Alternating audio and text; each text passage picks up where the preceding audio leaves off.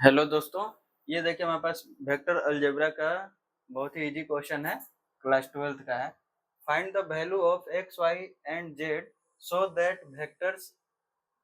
Vector A दिया हुआ है, वेक्टर बी दिया हुआ है। इसमें सिर्फ एक एक कंपोनेंट दिया हुआ है, जैसे एक्स और जेड यहाँ पे नहीं दिया हुआ है, यहाँ पे वाई नहीं दिया हुआ है, लेकिन एक चीज दिया हुआ है कि ये इक्वल है यानी कि इक्वल वेक्टर है। ठीक है, तो हमें एक्स वाई जेड का वैल्यू निकालना है। तो ये देखिए क्या होता है, इक्वल वेक्टर के कब होता है, इक्वल वेक्टर में क्या होता है, कोरोस्पोंडिंग कंपोनेंट इक्वल होता है। तो वही चीज लिख रहे हैं, in equal vector corresponding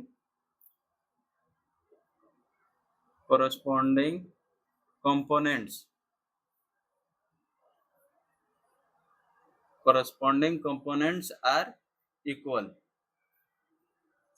always equal है।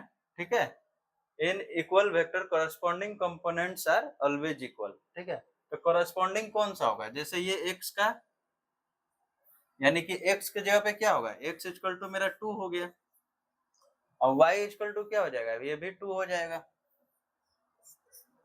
ठीक है, और z का वैल्यू क्या होगा, यहाँ पे कोरोस्पोंडिंग क्या है, यहाँ पे 1 होगा, तो ये भी 1 होगा। ठीक है, तो ये चीज हमें ध्यान देना है कि इक्वल वेक्टर कभी भी होगा तो कोरोस्पोंडिंग कंपोनेंट क्या होगा, इक्वल होगा। ठीक है, तो यही चीज से ये चीज हमें लिखना बहुत जरूरी है, क्योंकि ये लास्ट में दिया हुआ है आर इक्वल, इक्वल यानी कि इक्वल वेक्टर, क्योंकि वेक्टर का ही है सारा चीज। तो इक्वल वेक्टर में कोरोस्पोंडिंग कंपोनेंट इक्वल होता है, तो इस तरह हम एक्स वाई जेड का वैल्यू कंपेयर करके निकाल लेंगे। ठीक है, थैंक यू दोस्तों।